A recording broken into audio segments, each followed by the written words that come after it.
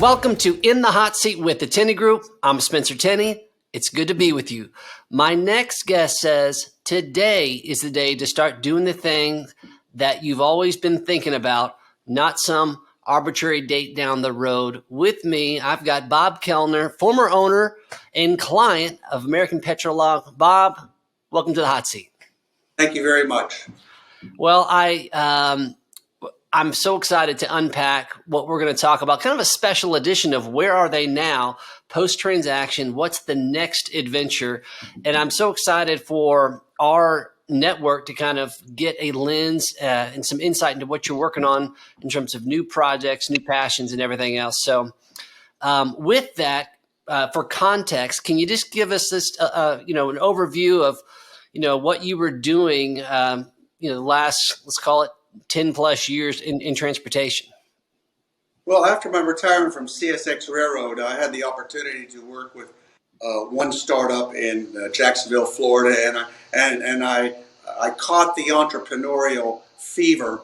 And at CSX, I had some very good customer relations, and one of those became an individual that I became the business partner, he and I, and that's very important to have good relationships with customers. And as a result of that, of course, Jeff and I started American PetroLog maybe 7 years ago, and it's just been nonstop. It's been nonstop 7 years on steroids and human growth steroids, company growth, human growth. I probably learned more in 7 years than I've learned in the previous 40 years of working for others.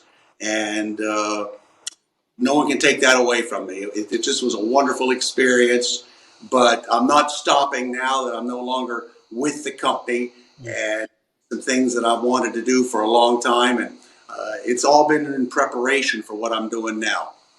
Oh, I love that. And thank you so much for that overview. And I want to get to what you're working on now, but just for the benefit of our listeners here, going through that sales process, of course, American PetroLog, you guys sold to Kellner Advantage Group last year. And so just share a few insights. What were some of your takeaways from that process of transitioning ownership to, something that you built, something very special over a 7-year period, and then transitioning that? What were some of your takeaways from that experience? Well, I got to say that number one, my business partner, Jeff Kellner, is absolutely was leading the effort, and I never had any concern or angst or anything that it was going to be anything other but stellar. And of course, Jeff started working with you. So my takeaway is that you surround yourself with good people. Certainly, we did that with your group, and certainly for 7 or 8 years. Sometimes I feel like I was at school. Jeff was a great teacher, how to make things happen, how to work with people, how to promote excellence. And it just, I can't even, it's hard for me to express it, because it's just it's an emotional thing to see that you take something from zero to whatever it was, and you had a hand in it. And you had a hand in it working with the other men and women, which was so rewarding, a great rewarding experience. And it brings me to this moment speaking with you and your group. Yeah. So number one, thank you for your kind words. A phenomenal team to work with. We always say that it's a team sport. That means both with the team at Tenney Group, but our clients and everybody else around the table. It really does take a lot of folks rowing together to get it to the finish line. And so let's talk about that. You talked about the special people within the organization that helped work with you to build a very special company, that obviously Kellner Advantage Group feels very strongly about today. And so let's talk about that. That kind of transitions into this next chapter, this next adventure, which for many business owners, it's hard to kind of imagine what does it look like when you hand over the keys to the business of something that you built, and what are the possibilities in that next season. So tell us about, what does this next season look like for you? Well, I'll tell you. Here's an example, and this, I like the way that Jesus does in the scripture, where he uses pictures to explain things. So just imagine this is a rope. Hmm. Not a very good rope. It's loose, it's this, but now it's a rope. This is absolutely useless, but this is a rope. So a rope is only, the way I look at it is, a rope is only good when it's taut. A rope only does what it's supposed to do when it's under stress, when it's pulling.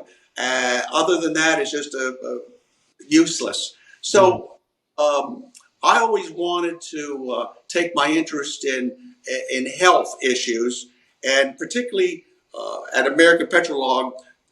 Thankfully, all of our successes has become because of truck drivers. Hmm. Truck drivers and the men and women that drive on the highways are special people. They put up with an awful lot. There's a lot that they don't do that we can do. Go home. Things like that, and all of that. So I've been lifting weights really just because I like it. I don't even. It's just kind of like breathing. It just kind of, you do it. I've been doing it since 1989, and at the end of the day, it helped me out. So I just have this tremendous desire to somehow get some very simple ways for truck drivers, contractors, to help health outcomes on the road.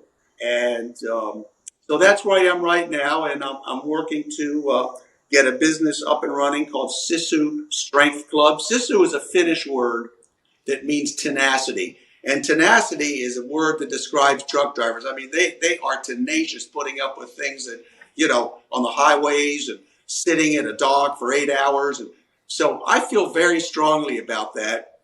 The other thing is, I when we started American PetroLog, I was 65. That's 3 years past the first entry point gateway to Social Security. So here I am, almost actually 73 and a half. And in the Old Testament we hear about Moses and Caleb. I think Caleb was a apprentice to Moses for 40 years. He didn't start at 85. And I think Moses didn't start till he was an old man. And when I was working for the Louisville National Railroad, I attended a Methodist church, and the pastor knew Colonel Sanders and Claudia Sanders. And I forget this. So he invited the folks at church to his house for lunch on a Sunday, and there was the Colonel and Claudia Sanders. Colonel Sanders gave me his autobiography. I read it a couple times. He didn't know what he wanted to do till he's 75. So that all leads me that there's hope. And I believe, as is the rope, it got to be tight. You got to be pulling. You got to be stressed out in a good way. And Yeah. that's, and oh, by the way, in Hebrew, there is no word for retirement. And in terms of linguistics, if a word is not in a language, then there's no need to have it, I guess you could say. So, I think that's fair. there is no word for No, retirement. there's so much for me to unpack of what you just shared with us. I mean, number one, um, what I think is a significant thing. I don't want to not address this, which is this starting American PetroLog at 65. That in itself is just remarkable, and I think just inspiring for people that don't think about, like, whether it doesn't have to be transportation logistics. In many cases, it could be something totally different. But the fact that you're demonstrating to our folks in this network, you can do anything at any age for any reason. And, as long as you love it and ready to put the work in. And then here you are at 73, dedicating yourself to improve the health of the folks that made, your opportunities and your blessings possible in the trucking logistics space. This is a remarkable way to look at that. So, I shared with you the other day, whenever I'm following you on LinkedIn, Bob, I know I'm going to get a heavy dose of some philosophy. I'm going to get probably some biblical references of somehow. And I'm also probably going to get some images of some type of strength technique that I haven't yet learned about. And I love all those things. So let's talk about that. What are some of the tangible things that you think truck drivers in America could be integrating into their fitness that maybe they're not doing right now? Well, I know there's many very good truck stops that are being built, have good parking or better parking. I know that is a huge issue. But number one, I would say walking. I would say if it's a safe truck stop, if it's a safe place where you pull in for the night, if it's safe, I would say that you walk around the perimeter and maybe once or twice. I think walking is absolutely essential. I think the farmers of yore, that's all they did is walk. And so no gym is necessary, but it's just this walking. And I think it's a recognition of the value of trucking and a confirmation that it's an important part of our economy. And until such day as there's an autonomous truck, we're going to need truck drivers. We're going to need men and women to do that, whether short haul, long haul. But number one, walking. That is so important. There's some other things one could do. Maybe put two 1 gallon jugs of water, and when you walk, in one hand you're carrying a jug, and the other hand you're carrying a jug. A jug 8 pounds to a gallon. So 8 pounds in one hand, 8 pounds, and you walk around. It's going to look a little silly, but when people ask me why I do all of that, I say, and I say it seriously because I don't want to wait in a doctor's waiting room. And it sounds kind of snarky, but it isn't. It's really taking responsibility for your health because, drivers and everyone else has family, and you want to live fully. And that's what's kind of driving me to this whole thing. You might say 73 and a half now. And a half. So one thing I want to talk about grip strength. What's the significance of grip strength, and why are you passionate about that?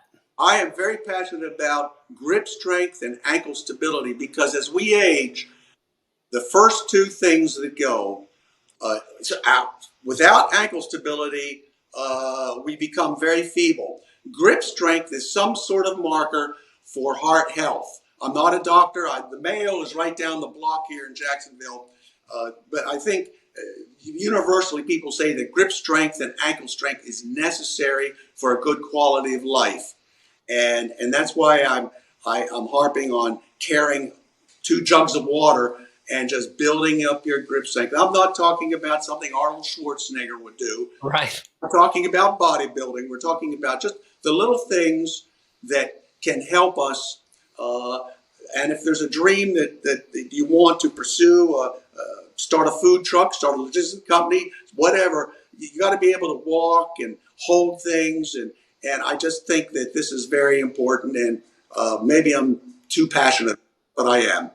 No, and I love it. And I love the way, in terms of what you opened with, talking about, a rope that's not tight, that does not have that tension is not a rope. And I think that's what you're really getting at is that's true of our bodies as well. Like without some tension on your body, then the use of the functionality of your grip and your ankles becomes compromised over time. It's just part of aging. So I think that tension is what allows the quality of life to continue in the way that you'd want it to continue, as long as you can. Yes, precisely.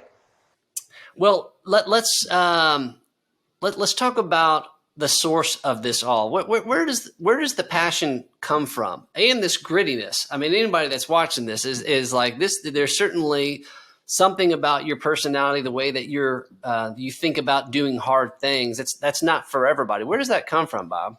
I've always wondered that myself. Maybe a dash of craziness. It's just there. It's there. Maybe from a mother, father. I do not know, but it's there. It's been there all along. I'll tell you this anecdote.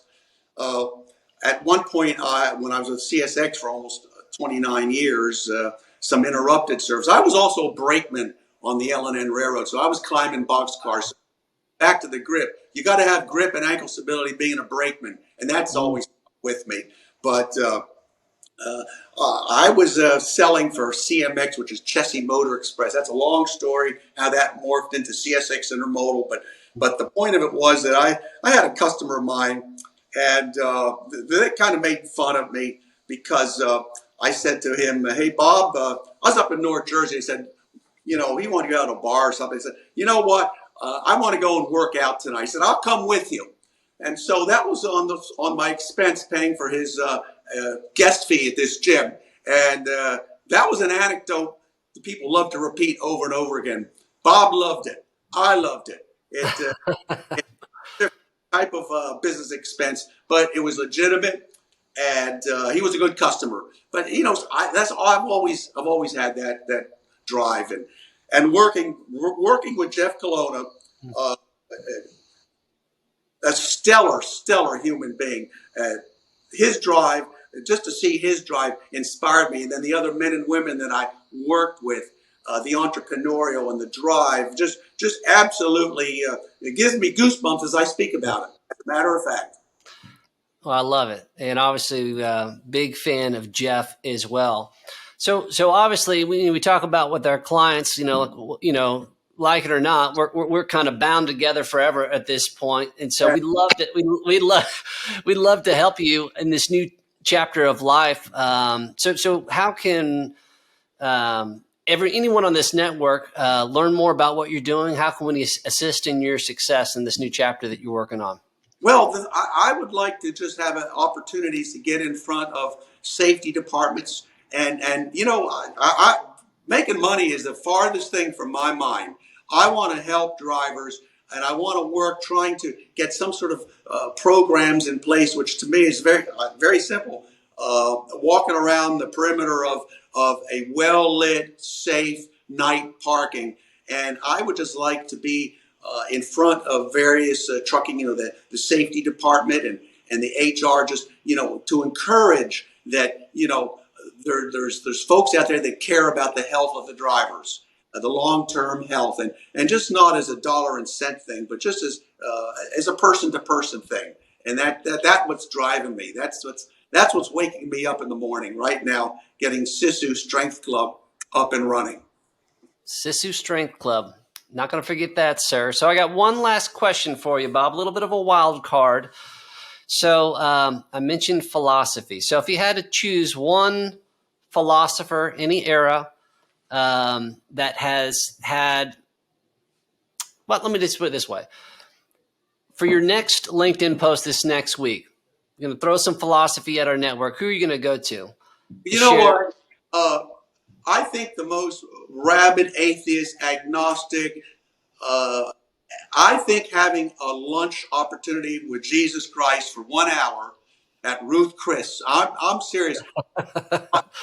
Philosophy that has changed the world, whether it's agnostic, atheist, just the philosophy. I would like to have a lunch with him for 1 hour and just listen. And that he would be a philosopher I listen to. Right now I'm in a deep dive in antiquity. Another thing I just want to leave, antiquity, history of Rome, etc.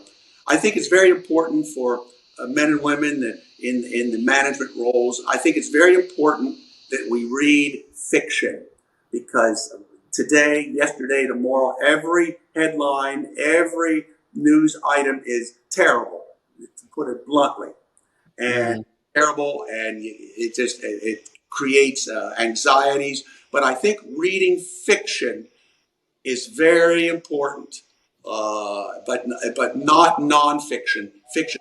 I'm very passionate about reading too. I think it all fits together: grip strength, ankle strength, heart health, mind health, and I think fiction. Of course, you have these, not all fiction, but most fiction is very important to read. So fiction, exercise, and having lunch with Jesus Christ. If some people pay hundreds of thousands of dollars to have lunch with Warren Buffett.